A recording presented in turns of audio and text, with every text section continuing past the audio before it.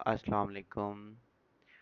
अच्छा बच्चों, जो 2D शेप्स का हमने पहला डिटेल से किया था, उसके बाद 2D शेप्स में जो हमारे पास मेंसुरेशन के टॉपिक के अंदर जो सेकंड है हमारे पास, वो ये है कि हमें सेक्टर्स का पता होना चाहिए। सेक्टर्स क्या होते हैं, और इसमें मेजर और माइनर सेक्टर दोनों आते हैं। हमें मेजर और माइनर सेक्टर के जो एरिया और उसका जो पेरीमीटर है, वो हमें पता होना चाहिए कि हमने कैसे फाइंड करना है, क्योंकि वो कंपाउंड शेप्स की सूरत में भी आता है। और जिस जिस तरीके से आता है उसको देखते हैं सबसे पहले। तो ये जो मैंने सामने आपके शेप ड्रॉ की हुई है, सबसे पहले आपने ये देखना है कि आर्क किसको कहते हैं।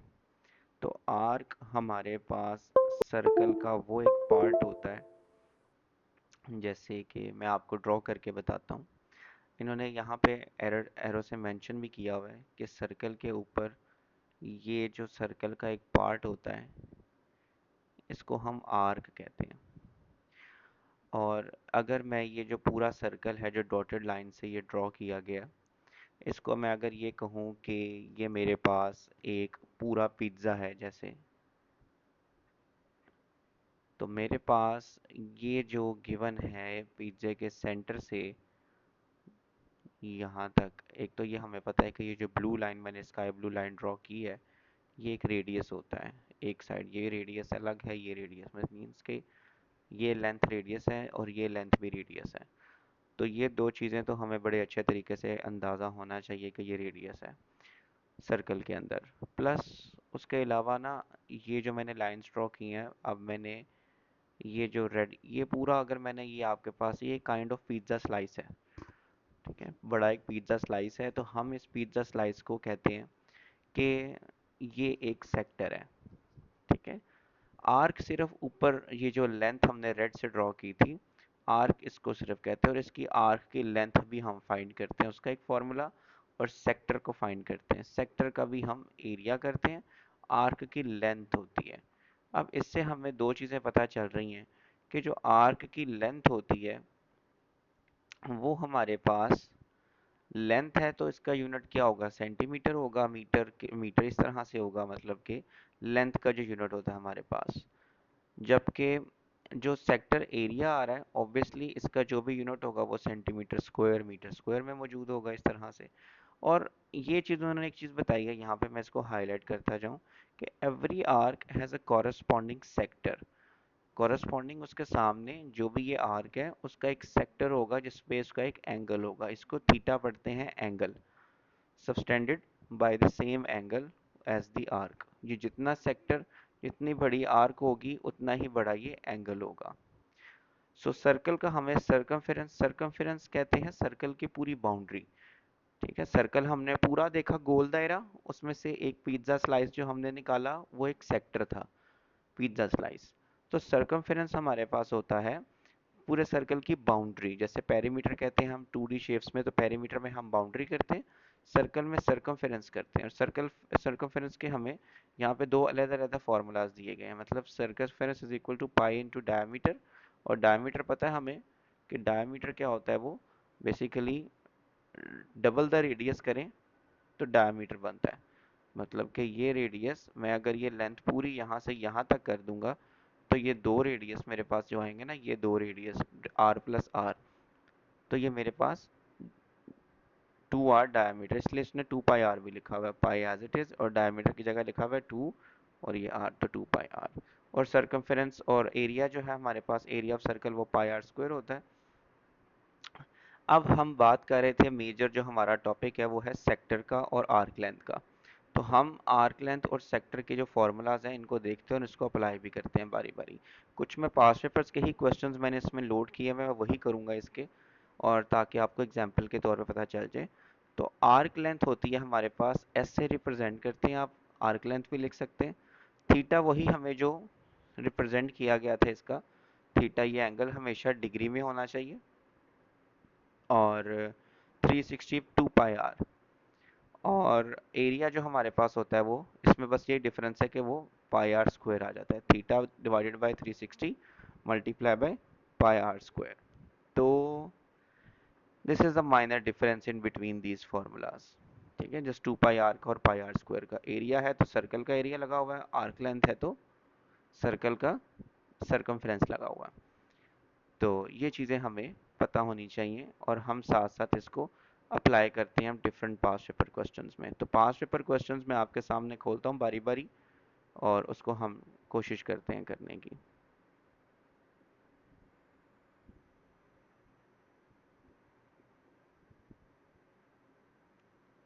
ले जी, आपके सामने आ चुका है। 1 मिनट जी। ठीक है जी, मेंसुरेशन के पास्ट पेपर्स किधर गए हैं जी।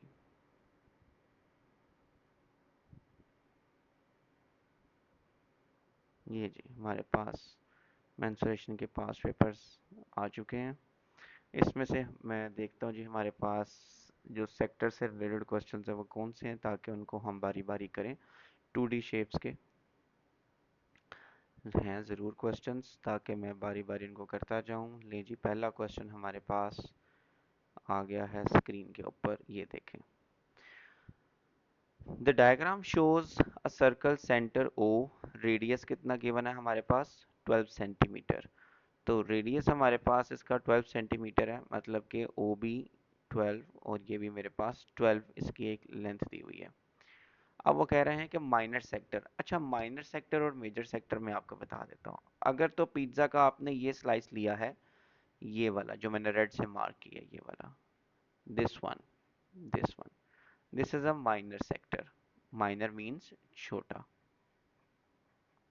और ये जो मेरे पास बड़े वाला, इतना बड़ा, ये जो ए से स्टार्ट हो रहा है यहाँ तक जा रहा है, इसको मैं कहता हूँ major sector.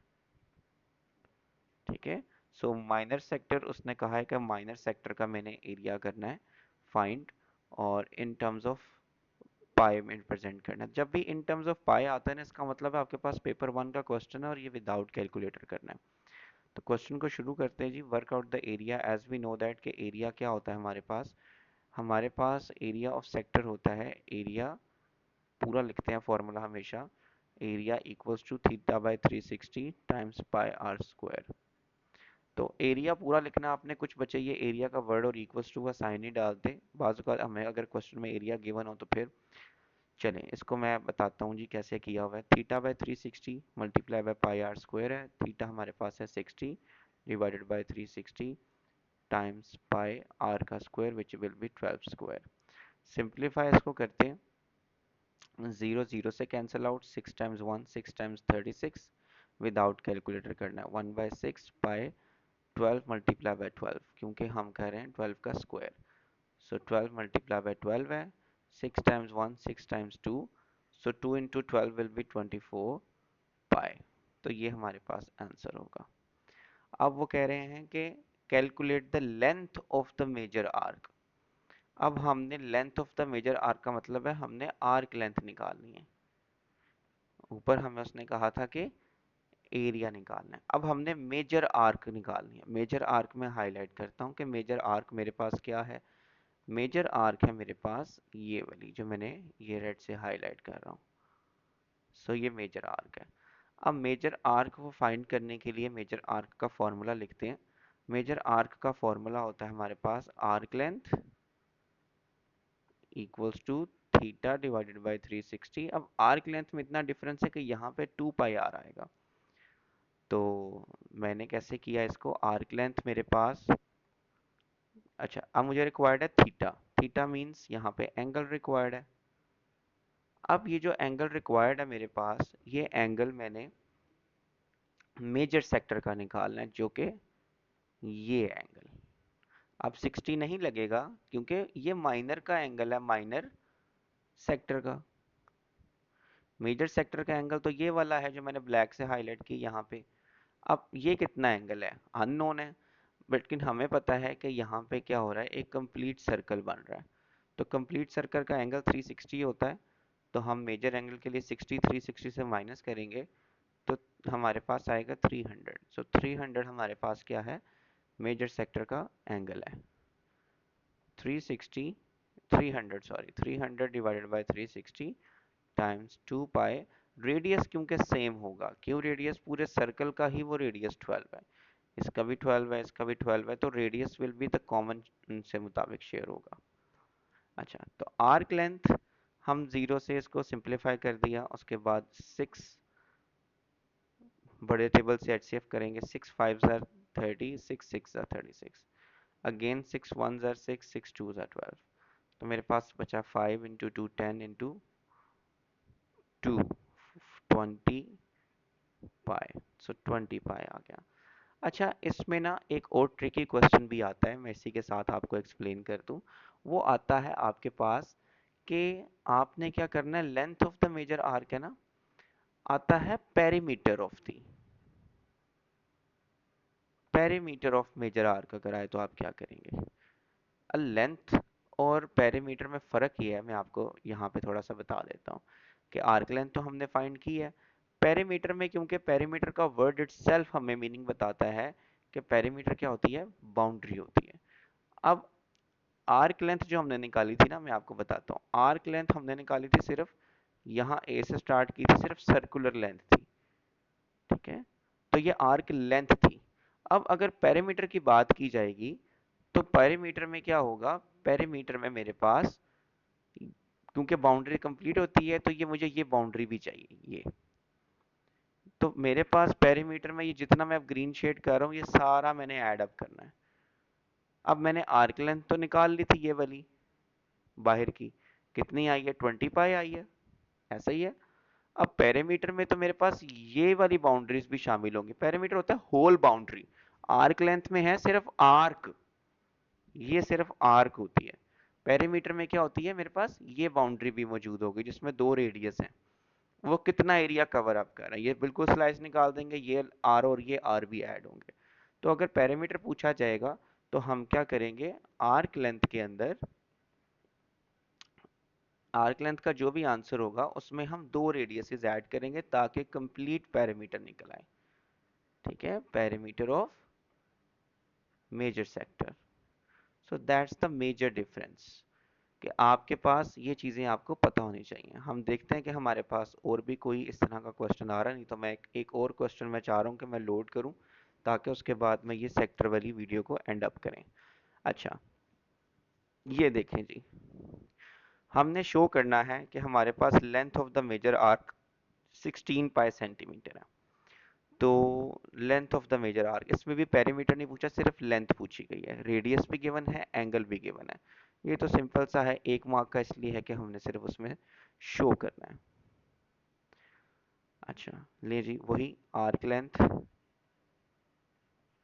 Equals to theta by 360 होता है, 240 over 360 times 2 pi, radius is 12, 0 0 से कटा, 12 टाइम्स 2 12 टाइम्स 3 और फिर 3 टाइम्स 1 3 टाइम्स 4, सो 2 2 ज़ार 4 4 4 ज़ार 16 पाई, हमारे पास आंसर आ गया। ये काफ़ी सिंपल था। मैं चाह रहा हूँ एक क्वेश्चन लोड करके आपके सामने करूँ ताकि आपको अंदाज़ा हो, एक टफ क्वेश्चन जो है ना, जो कि एग्ज़ाम पॉइंट ऑफ व्यू से ज़्यादा इम्पोर्टेंट है, मैं उसको चाह रहा हूँ कि मैं आपके सामने जो है, पूछा जा रहा है कि पेरीमीटर फाइंड करना है। पेरीमीटर फाइंड करने से पहले मैं क्या करूँगा, मुझे पेरीमीटर में बाउंड्री चाहिए, सारी बाउंड्रीज के मुराद ये है, मैं इसको हाईलाइट कर देता हूँ कि मुझे पेरीमीटर से मुराद ये है, ये भी और ये सारी बाउंड्रीज को ऐड अप करना है जो मैंने येलो से किया, इसको पेरीमीटर कहते हैं। अगर उसने आर्क लेंथ पूछा होता तो मैं क्या करता, सिर्फ आर्क लेंथ अगर पूछा होता तो मैं सिर्फ ये फाइंड करता फॉर्मूले से, सिंपल, बस इतना। क्योंकि पेरीमीटर है तो मुझे येलो और येलो बाउंड्रीज भी ऐड अप करके फाइंड करनी है। ले जी, शुरू करते हैं। अब हमें गिवन है कि हमने पेरीमीटर फाइंड करना है। सो पेरीमीटर मेरे पास, सबसे पहले मुझे एक आर्क, ये वाली आर्क लेंथ फाइंड करनी है। अब आर्क लेंथ के लिए मुझे क्या चाहिए, theta divided by 360 multiply by 2 pi R. अब थीटा कितना है यहाँ पर, अब बच्चे यहाँ पे कॉमन मिस्टेक ये करते हैं कि 120 को यूज़ करते हैं। 120 तो इसका एंगल है ही नहीं, इसका एंगल तो ये वाला होगा, ये वाला, this one will be the angle theta. अब ये कितना होगा, कंप्लीट सर्कल हमारे पास कितना होता है जी, कंप्लीट सर्कल 360 होता है, 360 से मैं 120 माइनस करूंगा तो मेरे पास आएगा 240। सो मैं जो थीटा यूज करूंगा यहाँ पर वो होगा 240 ओवर 360 टाइम्स 2 पाई, और रेडियस कितना है 10। ये 0 0 से कैंसिल आउट होगा, और 12 2 ज़ा 24, 12 3 ज़ा 36। उसके बाद मेरे पास यहाँ पर मज़ीद सिंप्लीफाई, 2 10 ज़ा 20, 2 2 ज़ा 4, 4 10 ज़ा 40 डिवाइडेड बाई 3 पाई। ठीक है, 40 डिवाइडेड बाई 3 पाई। अब मुझे क्या करना है, इसमें ऐड करना है ये 10 भी, क्योंकि पेरीमीटर है तो मैं बाउंड्रीज ये 10 और 10 भी ऐड करूंगा, जो कि क्या हो जाएगा 20 हो जाएगा। तो ये मेरे पास, अगर तो पेपर 1 में है तो मुझे पाई को सॉल्व नहीं करना। ये देखें, इसका आई वाला आंसर आ रहा है, ये देखें जी। ठीक है, 40/3 पाई प्लस 20। ठीक है, so one of the last question मैं करूँ, मैं चाह रहा हूँ